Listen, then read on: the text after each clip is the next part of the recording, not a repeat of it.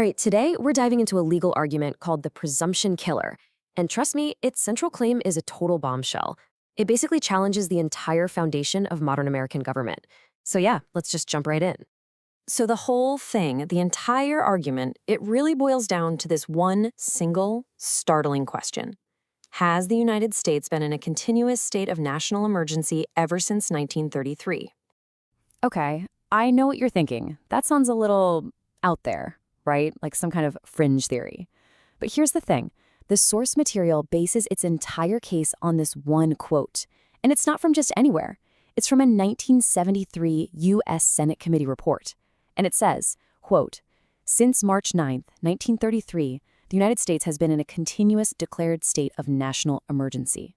Seriously, just let that sink in for a second. This isn't just some opinion piece. It's a direct statement from an official congressional document. So how do you get from that one single fact to, questioning everything? Well, the document builds its case really methodically. It follows this clear, logical path, and we're going to trace it together, step by step. First, we'll look at this idea of a permanent emergency. Then we'll dig into the evidence on record. After that, we'll see what the Constitution's strict limits are. That's all going to lead us to what the source calls a compulsory conclusion. And finally, we'll unpack the ultimate implication of it. All right, let's get started. Part 1, the permanent emergency. And get this, the Senate itself called it a 40-year reality. 40 years. The simplicity here really drives the point home. The document really hammers on this duration, because we're not talking about some temporary crisis. According to that same 1973 Senate report, this was a continuous, unbroken, 4-decade-long state of affairs. And this is where it gets really crucial. You might be asking, so what? Why does a 40-year emergency even matter? Well, it matters because, and this is a direct quote from the Senate's own report, it enabled the government to operate without reference to normal constitutional processes. Think about that phrase, without reference to normal constitutional processes. The source document we're looking at uses this very admission as its cornerstone. Okay, so where did this whole thing even start?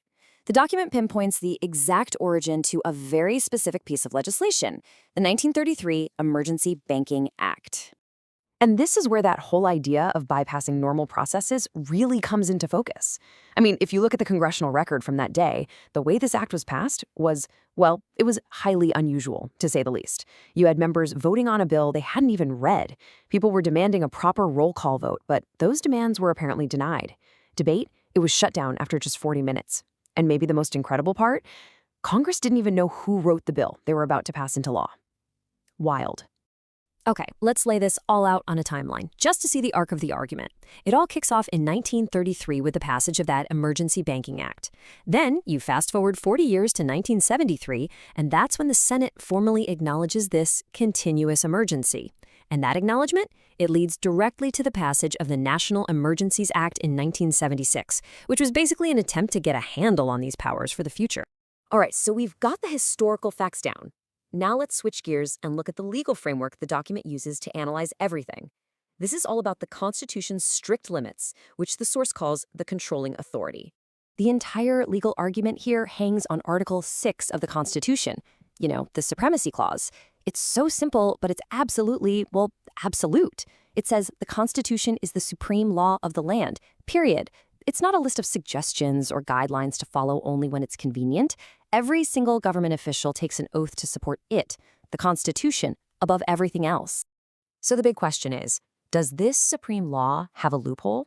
Does it allow for itself to be suspended during an emergency? And the argument in this document is a hard, unequivocal no. The only emergency power that's even mentioned in the Constitution is the power to suspend habeas corpus, and that's only during a rebellion or an invasion. There's just no general emergency button you can press to suspend other rights or just bypass all the normal constitutional procedures. And to really drive this point home, the argument looks at the super absolute language of the First Amendment. Congress shall make no law. Notice what it doesn't say. It doesn't say, unless there's an emergency. The reasoning is pretty simple. When the language is that absolute, there are no unwritten exceptions. Okay, and all of this brings us right to the core of the analysis. This is Section 4, a compulsory conclusion. This is where we connect all those historical facts we talked about to the constitutional law we just covered. The document lays out its logic almost like a mathematical proof. It's super straightforward. Let's walk through the steps. Step 1. The Constitution is the supreme law, and it has no emergency override button. We've established that. Step 2. The Senate itself admitted to 40 years of governing without reference to normal constitutional processes. Step 3. So by definition, if you're governing outside the Constitution, your actions lack constitutional authority. And step 4, and this is a big one, based on the landmark Supreme Court case Marbury v. Madison, any government act that goes against the Constitution is void. It's null. So here's the crucial takeaway. When you put those two things together, the Senate's own admission and the absolute supremacy of the Constitution, the only possible conclusion, according to this source, is that these emergency powers created a form of governance that was, by its very definition, extra-constitutional. It's like it was operating on a parallel track next to the Constitution, but not under its authority. And that leads us to the final section. This is the big one. It's the whole reason the source document is called the presumption killer. So what is the ultimate implication of this entire argument? The final, unavoidable constitutional conclusion as laid out in the source is this, that this entire emergency regime, the one Congress itself acknowledged, operated completely without any constitutional authorization. This wasn't just a case of overreaching power. The argument is that it was a fundamentally different system of governance, one that existed entirely outside the supreme law of the land. And so we're left with this final, incredibly powerful question that really gets to the heart of the whole analysis.